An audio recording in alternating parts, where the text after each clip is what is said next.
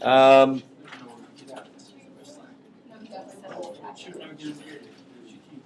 okay, let's. Oops.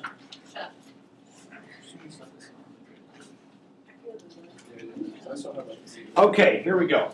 LH packet number 38 and 39. You can just put these onto the homework that you had for the LH packet last Thursday, or last Wednesday, I guess it was. Now, you got a chance on Thursday to go back and check your answers on that LH packet. Everybody okay with, it was like 13 and 15 and 22 and 25, I think were the assignments. You did a chance to check those last Thursday and see how you did with the volumes of revolution. So if you could do that LH assignment on page 419, then you're in pretty good shape with these volumes of revolution. Now up on the board here, I've got kind of a summary of what we will end up with when we're done with today. Now the first two on the list here on the board are the ones we have up till now. Okay, if we're going to do the volume of a solid, we're going to use the integral to add up the slices. So if you want to put this in your notes, you certainly can. It's probably not a bad idea. By the time we get done today, we'll kind of have a nice summary of the different types of slices we'll be doing. Now, if I were you, I would just put the first two maybe in there right now, and let's wait until we talk about the others. Might make a little more sense. But up till now, ever since we did the lemon activity, we're talking about finding the volume of a solid by slicing it and adding up the volume of the slices. And of course, we find the volume of the slice by taking the thickness of the slice times the cross-sectional area of the slice. That gives us the volume of the slice, and then the integral adds up all the slices. So that gives us total volume. So really, when you think about it, I think it's a pretty easy concept to grasp of how that's happening. The secret to it is, how do you find the area of the slice? What shape is the slice, and how do you write an equation for the area of the slice? And that's where the strip is coming. And this top minus bottom or right minus left, we've written the equation of the area using that strip. Now, the first kind of slices we had were like in the lemon, solid circle slices. The area of the circle is pi r squared, and the radius of that circle is the strip. So we do top minus bottom, right minus left, the length of the strip, it is the radius of that slice.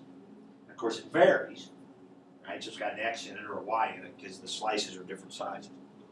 And then we said, well, you might have some empty space, and so it might be a washer or a donut or a ring. And then the area of a ring, a washer, is big circle minus little circle. So pi big R squared minus pi little r squared, we factored out pi. So those first two are the types we've done up till now. Now those two are solids of revolution, because when you take a region and revolve it, it creates a circle-shaped slice. Okay? All right. Now, where we're going to go forward today is the ones down here on the bottom, which, what if you had a shape that had different kinds of slices? Like squares and semicircles and triangles, and we're going to talk about those shapes. But it would still be the same concept. You would still use the integral to add up the volume of the slices. Okay? All right.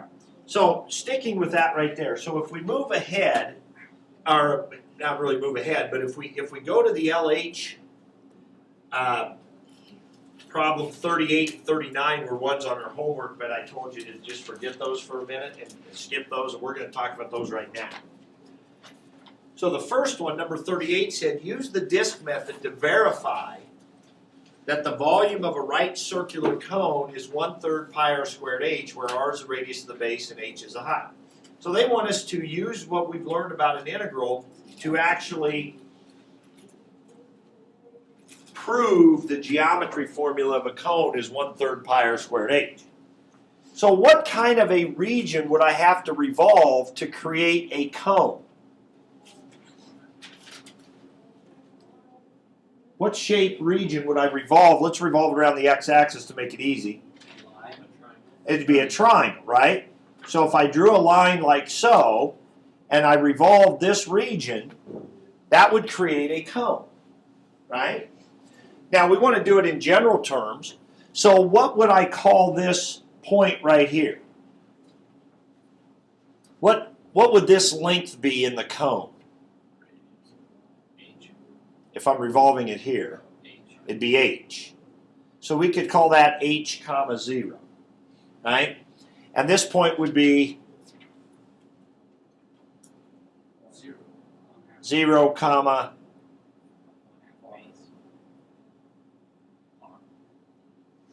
r, right? Because that would be the base radius. If we revolve this, if we literally revolve this and created ourselves our cone, right? This height right here would be the base radius. Now that's different than the radius of a slice, but that's the radius of the cone. It's the base radius. And we're saying that the volume of that cone should be 1/3 pi r squared h, right? That's what geometry tells us. Well, let's do it by a calculus method. And that is, let's take this strip, let's revolve it. Here would be the slice, be a circular slice, right? So accordingly, the integral should go from what to what? 0 to h. Should be a pi out in front. And then our radius, now I'll use a big R so we don't confuse it with that little r. What would be our radius? Well, our radius would be the strip length, right? Well, what's the length of this strip? It'd be this y-coordinate minus this y-coordinate. Well, what's this y-coordinate? It's the equation of that line. Oh, what's the equation of that line? We got to write it. What's the equation of that line? What's its slope? What's the slope of that line? Rise over run. Negative r over h. Right? The rise over run, negative r over h, x, plus, what's the y-intercept? R. The easiest to write this just in y equals mx plus b, right? The y-intercept is r, and the slope is negative r over h. And those are just constants. R and h are just constants in this problem, right? So, okay, so our radius here, our strip, the radius of our slice is the top y-coordinate, which would be negative r over h, x plus r, minus 0. So here we go. So we got pi, and then we got that all squared. So we got negative r over h, x plus r, minus 0, be all that, and then squared. So there we go. That should be our formula. Now we're not going to cheat here and put this into our calculator. We are going to actually work it out. Okay? So we need to do what? Antiderivative of this, right? Now, we could FOIL that out, but let me just review with you quickly here.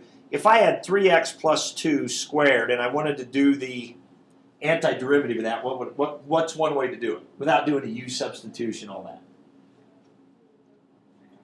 Raise that up to a 3, divide by a 3, and then what would I have to do because of this 3 in here? Kick out a 1/3, the reciprocal of it. So in this one, the same thing is going to be true. I'm going to raise that up to a 3, I'm going to divide by a 3, and I'm going to have to kick out the reciprocal of this, which would be negative h over r, right? Same thing I would have to do here. Okay, so let's write that down. So my antiderivative, so the pi would be hanging out there. I'm going to raise that up to a 3, so I'm going to have negative r over h, leave the inside alone. So I'm going to raise that up to a 3, I'm going to have a 1/3 because of my, right, raise it up to 3, divide by 3. Then I'm going to have to kick out the reciprocal that inside because of that 3 there. That's what would happen if I did a u substitution here. So that would be a negative h over r. Okay. Is that it? I think that's it. From 0 to h. So that would be my antiderivative. So now fundamental theorem part 2 says I plug an h in where? For x, right? So I'm going to plug an h in for x. Oh, that's nice. Look what happens when I plug an h in for x. Cancels that h. We get negative r plus r, which is 0. Cubed is 0 times. Nice. The whole thing is 0. Minus, okay, and now I got to plug in a 0. So I put a 0 in here, that wipes that out, plus r, that's just r, so I get r cubed, so that'd be pi r cubed times a third times a negative h over r. Well, you can kind of see it coming. What's going to happen? R cancels that, makes that a squared, minus a negative is going to make that a positive, and we get 1/3 pi r squared h. Pretty cool. Comes from, we did a slope and r over h and blah, blah, blah, and the derivative, volume of a cone, 1/3 pi r squared h. Okay? So that was number 38. Number 39 says to take a, now we'll cheat here once we get our integral, we'll use a calculator on this one. Use a disk method to verify that the volume of a sphere of a radius, the volume of a sphere that has radius r is 4/3 pi r cubed. So, what kind of region would we revolve to create a sphere? Semicircle. Now the easiest semicircle to do is the semicircle that's centered at the origin. And we're going to let it have a radius of r, so this would be the point r0, and this would be the point negative r0, right? We're going to revolve it around the x-axis, so we're going to take this region, we're going to revolve it, there would be my strip, of course there would be a slice right there, right? If I revolve that, here would be the other half, there would be my sphere, there's my slice, right? So, what's the equation of that circle? That semicircle. Come on, what's the equation? Centered at the origin. Well, okay, that you're getting ahead of me with the square root thing. It would start out as x squared, y squared equals r squared, right? Now, if we solve it for y, we get plus or minus square root of r squared minus x squared, correct? Now, we only want the top half, so we'll ignore the negative part, right? So what is my strip? My strip here is my radius. I'm going to use big R again, not to confuse it. My strip here is my radius. It'd be the top y coordinate, which would be square root of r squared minus x squared, minus the bottom y coordinate, which of course is 0. So it looks pretty good. So what's my integral going to go from? Negative r to r. We got circle slices, so according to the board over here, circle slices, our area is pi r squared, so we'll pull the pi out in front. Our radius is this, so it's all this squared. Of course, that would make that pretty easy. Actually, be an easier one to do. We should have done this one by hand and the other one by calculator. But go ahead and type that one in your calculator real quick. And see if you don't get 4/3 pi r. See if you don't get 4/3 pi r cubed on that.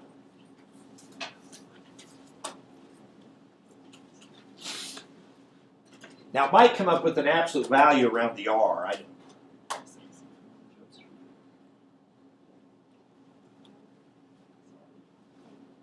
We might have to define r as being positive to get that. I don't know. Anybody getting an answer? Is it giving you 4/3 pi r cubed? Oh, okay.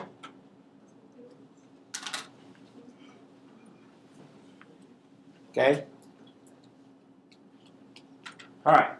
So it's a nice little review of just what we've talked about with our disk method, but kind of neat how we can prove those things from geometry.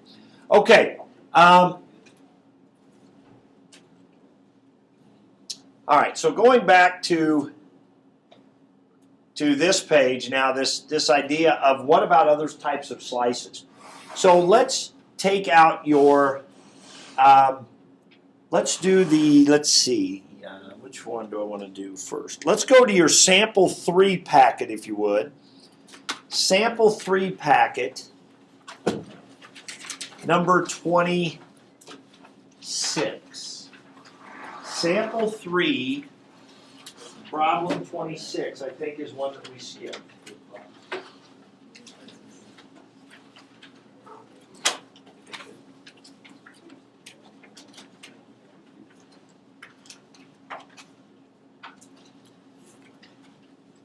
Okay.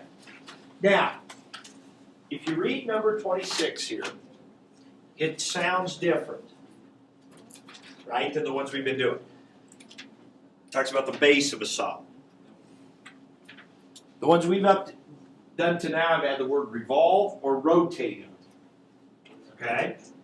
So that's why where I put this in my notes here, on parts 1 and 2, when we have the circular or the washer slices, that's because we revolved a region. So by the act of revolving has created this circular slice. Okay, so that's those two. Those are the only ones you're going to run into if you have a revolve or a rotate problem. It's either going to be a disc or a washer. Empty space or no empty space. Okay, the other kinds we get sound like this. The base of a solid is the region in the first quadrant bounded by this line and the coordinate axis. What's the volume of the solid if every cross-section, which is the same as slice, cross-section, slice, same thing. If every cross-section perpendicular to the x-axis is a semicircle. So, let's try to picture this, and then I've got some other animations that will help you to see it. But the first thing you would start with here is you would graph this. You would graph this region. So it says it's in the first quadrant. So, any day now. There we go. Okay, so go in the, let's draw a picture in the first quadrant. Now we want to graph this line. Now how are you going to graph that line? How would you guys graph that line? Solve for y, which is fine. I think you're going to have to solve it for y anyway when you get done because you're going to need it for your strips and stuff. So when you solve for y, you get y equals -1/2 x plus 2, I think. But I also want to remind you of another thing that might come in handy, especially if you're crunched for time on some of these problems. This would be one of those where you could do a quick graph. I used to call them quick graph, but where you just do the x, y intercepts. Like if I put a 0 in for x, what do I get for y? 2. So 0, 2. And if I put a 0 in for y, what do I get for x? 1, 2, 3, 4. So I get my x and y intercept real quick, and then I just graph that, just connect those two. And so it's a quick way to do a line without having to get y by itself and do the whole slope and y intercept and all that stuff. Okay? But here's my region. But now, we're not going to revolve that region. That region is actually the base of the solid. Like the flat sitting on your desk kind of base. And coming up off of that base are going to be semicircles. Now they're going to be perpendicular to the x-axis. So if I draw in a strip right here, you have to picture a semicircle coming up off of the board here. Now, I've practiced this for 15 years and I'm not nearly as bad as I used to be. I'm not going to say that I'm good at it, but I'm better than much better than I was. If we try to make this look three-dimensional, I'm going to take this region, that's the y-axis, 1, 2, 3, 4, 1, 2. So here would be that line, right?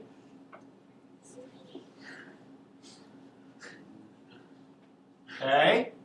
And coming up off of there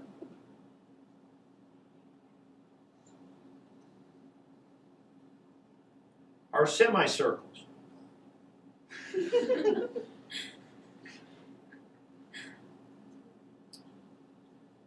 Ooh. Shouldn't have been so quick to brag here.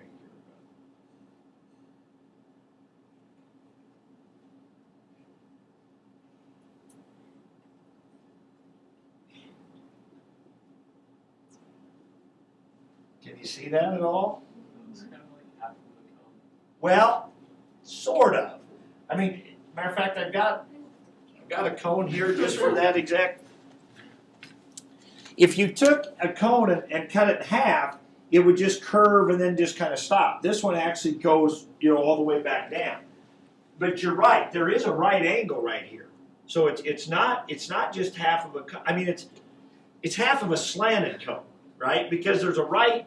there's a right angle in there, and then there's slanted here, and then it you know goes like that. So it's kind of half of a cone that's been slanted. It has one straight edge and one kind of slanted edge, like that. So it's I guess you could say it's kind of cone shaped, but not quite a cone. Now I've got a lot better kind of depiction of this. If we look at, ruined. Now, the difference on this one is it's perpendicular to the y-axis, so these would be horizontal strips. But if I drew in my strips like this, okay, coming up off of that region are semicircles. So if we make it look kind of three-dimensional, there's the semicircles, okay, so you can kind of see that. Now, you're not going to typically, when you do these problems, you're not going to probably try to draw it three-dimensional. I don't think there's a real need to do that. But I do think you want to try to picture it and have a sense of what you're looking at. And the key, again, is going to be the strips. So here, my picture up here is horizontal strips. The problem we're doing has vertical strips. But again, the strip is what part of the semicircle? I wouldn't call it the base. It'd be you could think of it as if it's the diameter of the semicircle. Now, you're right. It's kind of the base because it's setting on the base. But so in my picture here, I've drawn like this. Here's your strip down here, and that is the diameter of your semicircle. Okay? Well, how do you write the area of a semicircle? Well, if you come over here to our notes here, we've got it. I've got it written on the board that the area of a semicircle is 1/2 pi r squared. The area of a semicircle is 1/2 pi times the radius squared. Now, one difficulty we have is the strip is the diameter, but our formula, we want the radius. Well, what do? Divide it by 2. Now, there is going to be some confusion, there usually is, with the 1/2. Some people forget one of the 1/2s. There's 2 1/2s in the semicircle problem. There's this 1/2 because we're only doing half of a circle. And then there's also the 1/2 when you do your strip. Your strip is the diameter, but your formula needs the radius, so you have to cut the diameter in half to get the radius, to put it into the formula. So you have to consider both of those parts. So if we go back to our problem, so this strip is the diameter of a semicircle that's coming up off of the board. So my integral will be what? I'm going to write d for my diameter. So my strip would be this y value, which would be negative 1/2 x plus 2, minus the bottom y value, which is 0. So that makes my radius what? Half of that, which would be negative 1/4 x plus 1. Now, usually the functions aren't that easy to take half of. Sometimes they're square root. Sometimes the functions are a quantity squared. So a lot of times you just have to stick a 1/2 out in front of whatever the function is. Okay? In this one, we could just distribute the 1/2 through, and that's fine. But other times we just stick a 1/2 in front of whatever the diameter function is. Okay, so that's my radius, so I'm ready to go. The integral will go from what to what? 0 to 4 pi, don't forget the 1/2, because we're doing a semicircle, right? Our overall formula up here is just the area of the slice. Well, the slices are semicircles, so we need the area of a semicircle, which is 1/2 pi r squared. So there's our 1/2 pi, and there's our r squared right there. Negative 1/4 x plus 1, all squared, dx. So there it is. Now this is a no calculator problem, so we have to do this antiderivative. Luckily, we just got done doing one very similar to it, right? So the 1/2 pi is right there. We're going to do this antiderivative by raising that up to a 3 and dividing by 3, so there'd be a 1/3 there.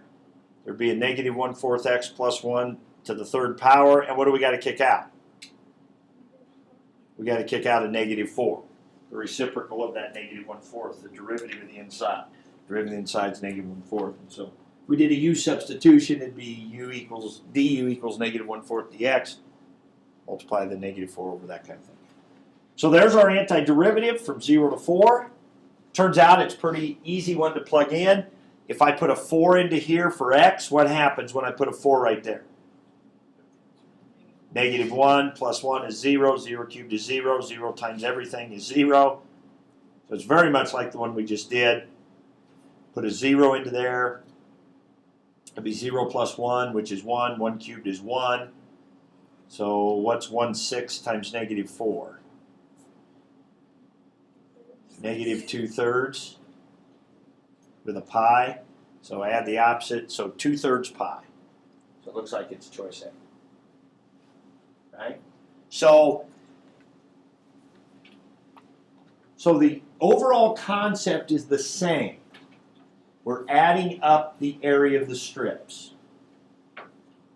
We're adding up the volume of the strips. We get the volume by the thickness, dx, the thickness of the slice times the area of the slice. The slices happen to be a different shape. They're semicircles. All right. Let's go to your sample 4 packet. Question 21.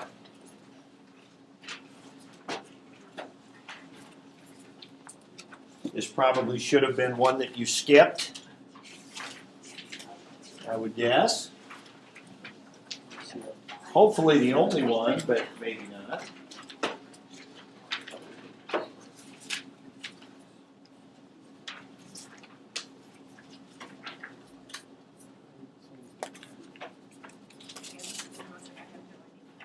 All right. A solid has a circular base of radius 3. If every plane cross-section perpendicular to the x-axis is an equilateral triangle, then what's its volume? Now, I'll just show you one picture of this again real quick. Here would be a circle.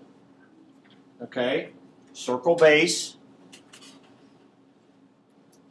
Okay, this one's got vertical strips, so that's just like what we're talking about here.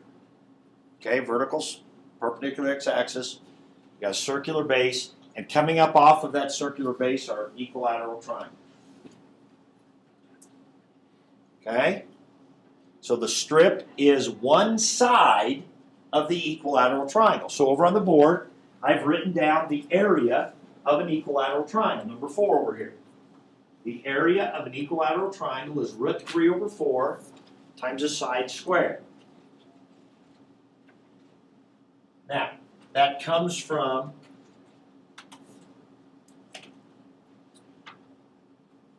not that you have to be able to repeat this, but if you had an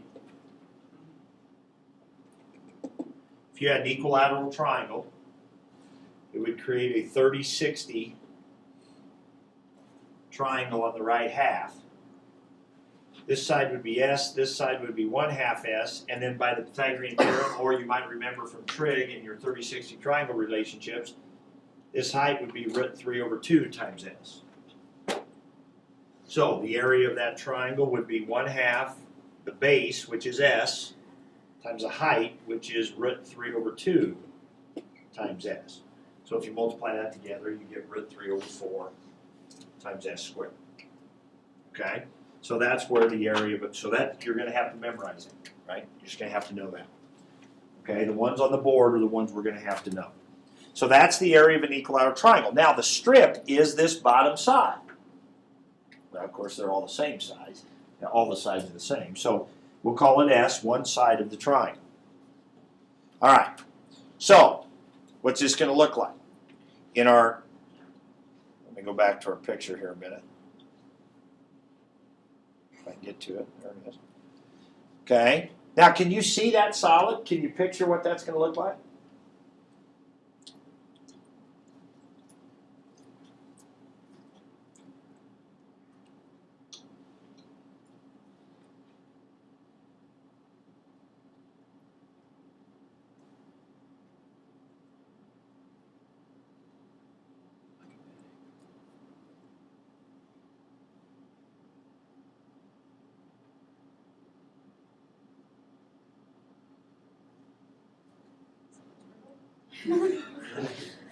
I mean, it's got this edge to it, right? It's got this top edge here because the sides of the triangle come up and meet at the point. It's rounded, of course, because of the circle base.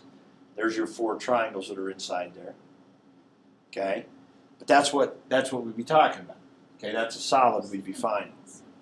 Okay, so if we come back to this, our job here is to first.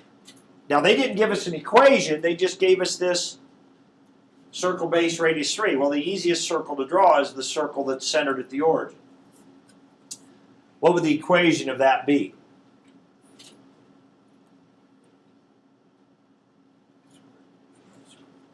X squared plus y squared equals 9.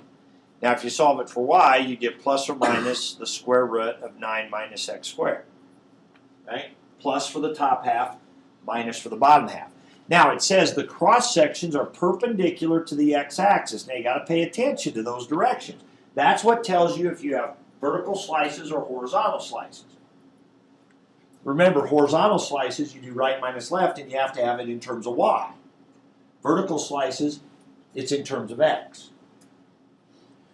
All right, so picture this now in your mind. Try to picture a triangle coming up off of the board, off of your paper, right? A triangle rising up off of your paper, where this strip is one of the sides of that triangle. So the strip length is what? How would we write it? Top minus bottom.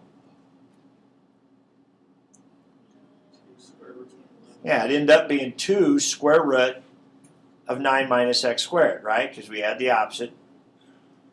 So your strip ends up being 2 times square root of 9 minus x squared.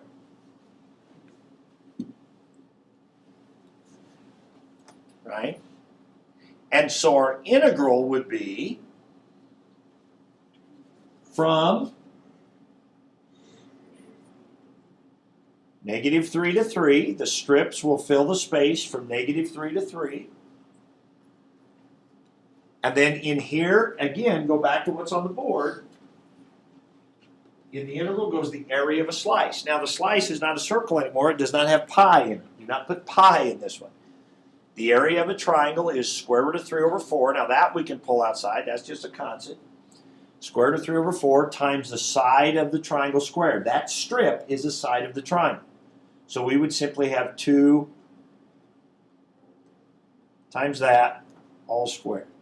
Now again, you know that'll be a 4, and then the square root will be gone. And I mean, you can simplify that a little bit before you put it in your calculator. Now this one we weren't supposed to put in our calculator, though, were we? So if we go ahead and square that, we'd have 4, and then the quantity 9 minus x squared.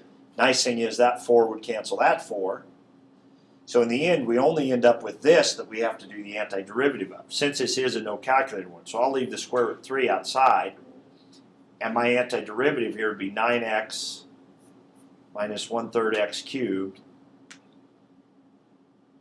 from -3 to 3, right? If I square that, the 2 becomes a 4. 4 cancels that 4. Square root's gone. Do my antiderivative, so let's do it real quick. 3 times 9 is 27. 1/3 times 3 cubed is 27 times a third, that's 9. 27 minus 9, that's 18. Minus, now let's put a -3 in there. We get -27. And then minus, and then a -3 cubed is -27 times a third is -9. Add the opposite, -27 plus 9 is -18. -18 plus 18 is 36 times root 3. So it looks like, right? But that's later stuff. That's just your basic, antiderivative business. And of course, there's a lot of places you could goof that up, I suppose. But the thing we're focused on here is this new part of the slices. So there's going to be 5 types of slices you are responsible to be able to do. Now, there'd be some other ones that might be in the homework. I'm telling you, on the quiz, I would ask you for these. On the AP test, there was one on a free response a few years ago where they were rectangle slices. And they told you, though, that it had like a constant height, so you had to get the base of the rectangle, which was the strip length. So, it's not that these are the only ones you'd ever do. These are the ones that I would potentially ask about on the quiz. Okay? All right, let's do one more. Number 5 that I have up here on the board. is if you have a square cross section.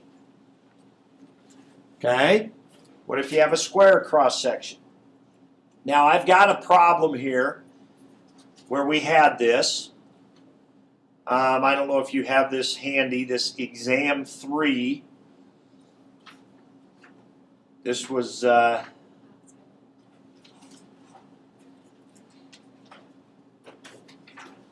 exam 3.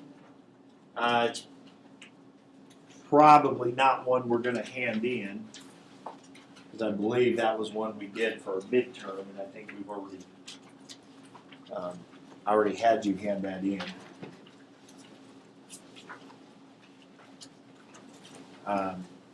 A second time. I had you hand that in last semester or last term, but I think I gave him back, didn't I? Okay. And this is number 4 on the free response. This is number 70.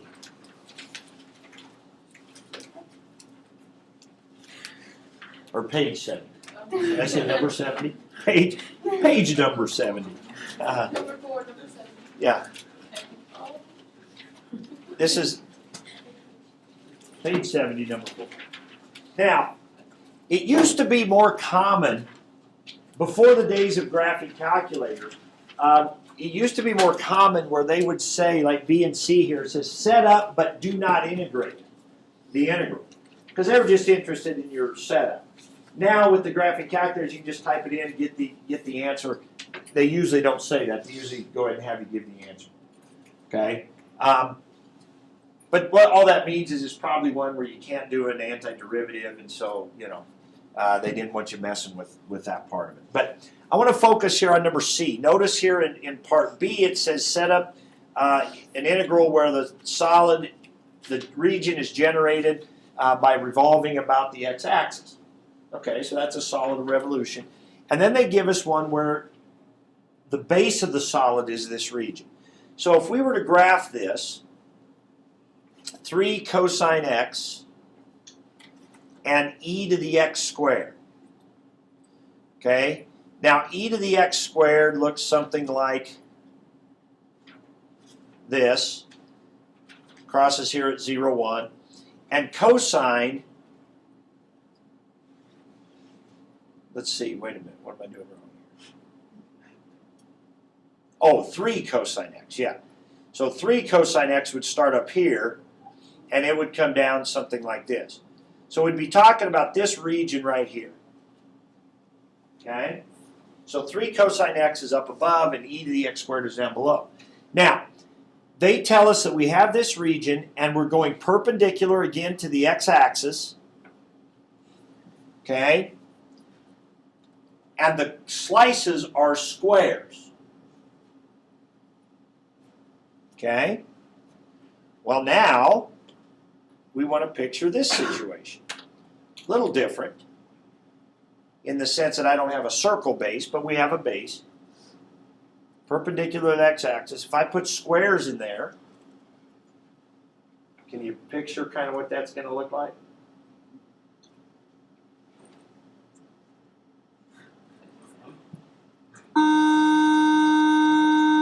How would you describe that? The car seat. You got to think about these corners, what those would do. A few people were talking about cylinder in the other class, but the top I don't think would be flat, would it? Okay. Let's look at it.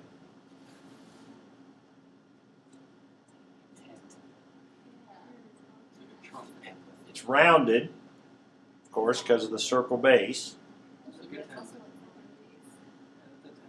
A tent? Okay.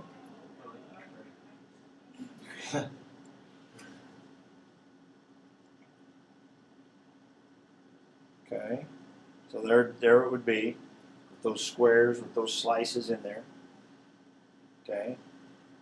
So anyway, that'd be this particular solid. Now the one we're working here is a little different than that, but the idea is the same. That this strip would be what?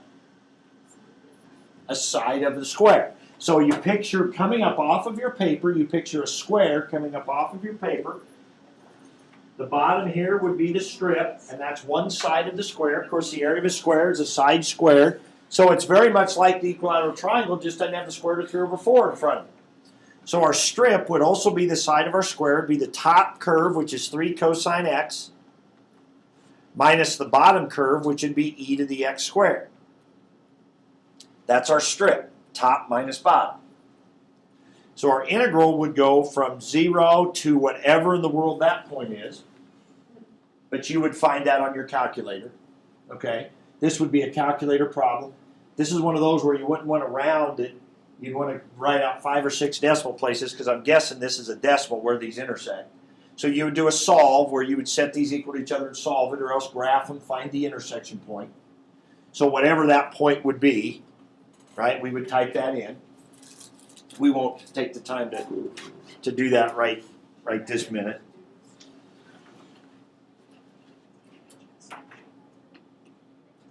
Okay? And then it would be 3 cosine x minus e to the x squared.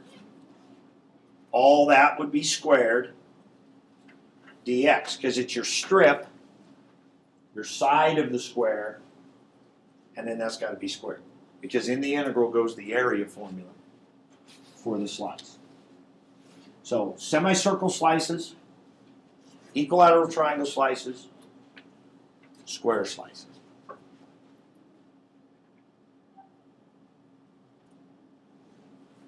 All right, base of a solid kinds of problems.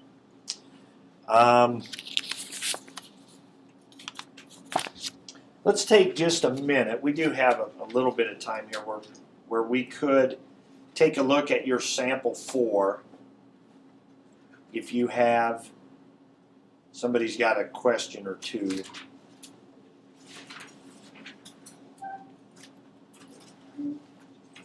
Because on Friday we'll move on to the other multiple choice section.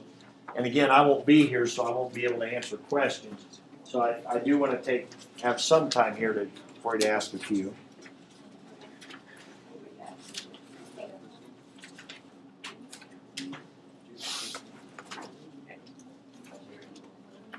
Derek, what was that one you asked me about, that second one you asked me about? 10. Did that end up working out? Did you get number 10? Yeah. B. Number 10, anybody else have a question about 10? I have a question mark for that. Now, again, you always have to expect, when you're on this section, the no calculator section, you got to expect some algebra. Right? You got to expect there to be some algebra types things you're going to have to do. Now, this talks about a 4th quadrant graph. Okay? It's this parabola. Now, it's got a K in it. We always kind of get freaked out whenever we see a K or an A or something else in there. It's a letter instead of a number. But it's a parabola that's going to open up.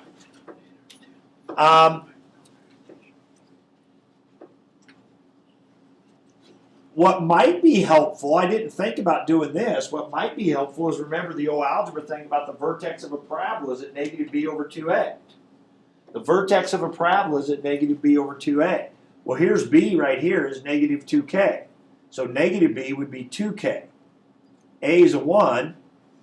So the vertex of this parabola is going to be at k. Now they told us that k is positive. So over here somewhere has got to be k. Now the other thing we know is that this thing is going to equal 0 when x is 0. So we can tell if we put a 0 in for x, we get a 0 out for y, so we know it crosses there. Well, if the vertex is at k and it's got to open upward, that means that vertex has got to be down here somewhere. Now where else does it have to come back and cross? It's got to cross at 2k, right? Because of the symmetry of a parabola.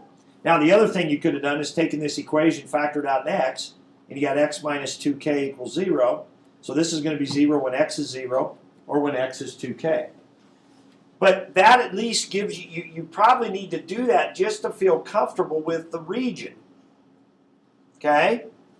So here's this region right here.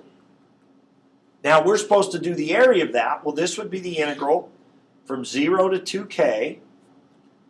The strip would be, if we did top minus bottom, this would be 0 minus x squared minus 2kx. And then that's supposed to equal 36. And now you just work it out from there. This negative would distribute through there, like so. You would do your antiderivative. Raise it up to 2, divide by 2, that'd be kx squared. From 0 to 2k. And now you just plug k in everywhere for the x's, or plug 2k in, excuse me, for the x's, plug 0 in, of course that would be 0, and then solve. Okay? All right, so that was kind of a good one. What else?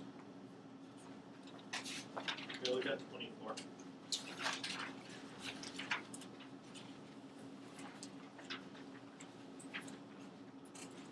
24.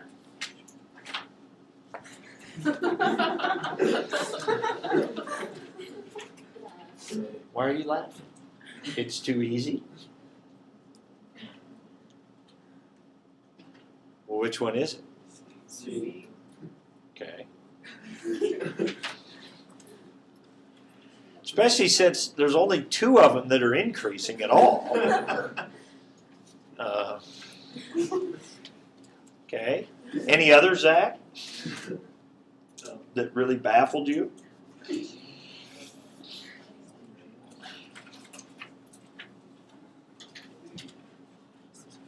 What about this limit one right here? About 26. Limit ones always get us. It's a derivative, right? It's not really a limit problem. It's not a limit problem. What it is, it's the derivative of tangent 2x. It's the derivative of tangent 2x. And the derivative of tangent is secant squared. You'd leave the 2x alone, and you'd have to kick out the derivative inside. You have to kick out a 2. So it'd be d. It'd be d. Right? It's not really a limit problem at all. Yes? I guess I have a question about 27. 27. The area of that region. I guess the missing piece of this is, where does this cross? Right? What is that point right there? And sine equals 0. Sine of x plus 2 has got to equal 0 when x is a 0, because you get sine of 0 is 0. And what else do we know is 0? Sine of pi is 0. So that means this in here would have to be pi. So x over 2 will have to be pi, which means x would have to be 2 pi. So this point right here has to be 2 pi.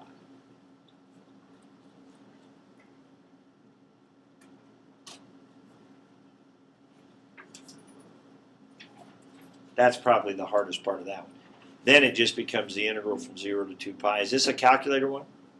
No. Oh, they're all no calculator. So then this is top minus bottom. You don't even really need top minus bottom, but it's I'd rather write that 1/2 x anyway. And then what's the antiderivative of sine? Negative cosine. And then, of course, we've talked about this today. What happens at 1/2? Kick out a reciprocal, right? Kick out a 2. You could do it with a u substitution if you want, right? You could say u equals 1/2 x. So du would be 1/2 dx. We should probably practice some of those for our final, shouldn't we? Some of our u substitution. So 2 du would be 2x. So this integral would be sine u du with the 2 out front. So that's how come you end up with that 2 out there. Okay, whoops. And then we go from 0 to 2 pi. So we put 2 pi in there. 1/2 of 2 pi is pi. Cosine of pi is what? -1. -2 times -1 is 2. Put a 0 in there. Cosine of 0 is 1. Right? So that's 2 minus -2, which would be 4.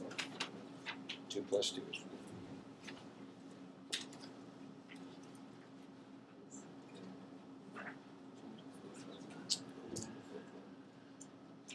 Okay, anything else?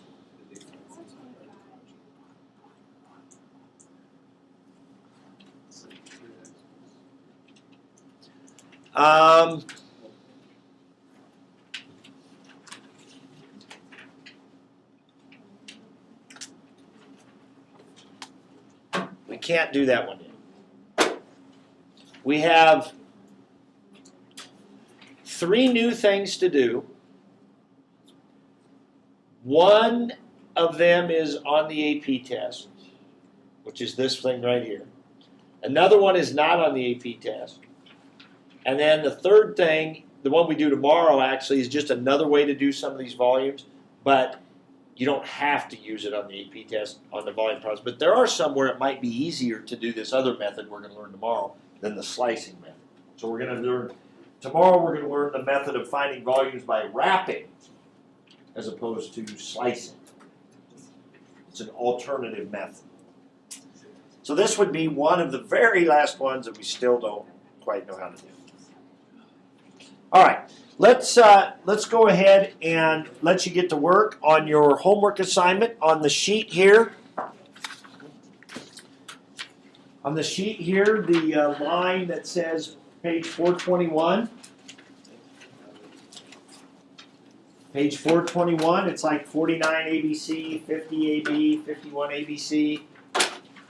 Okay? And these are these cross-section problems. Now, I will tell you, and this is in the LH packet, LH 421. I will tell you that when in the LH packet they try to draw the solids, they give you, on some of them they give you a picture of the solids, and I think it actually is less helpful.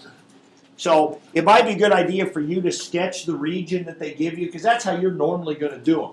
You're not going to have a picture given you. You're given the region. I think you might try to sketch the region, put in your strip.